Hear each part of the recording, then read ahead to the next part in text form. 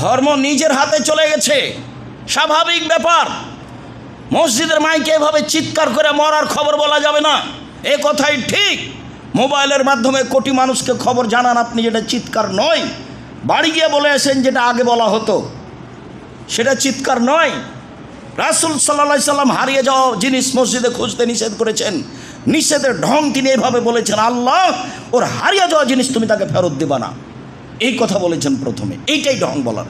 আপনি যদি মসজিদে কেউ হারিয়ে যাওয়া জিনিস খুঁজছে শুনতে পান, তাহলে আপনি বলবেন, তাহলে রাসূলের আদেশ পালন করা হবে যে আল্লাহ তুমি তাকে এই জিনিস ফিরিয়ে দিও না, এটাই আদেশ। তারপরে বলছেন ফাইনাল মাসাজিদ আলাম তোমরা লেহাজা, মসজিদে এই জন্য বানানো হয়নি।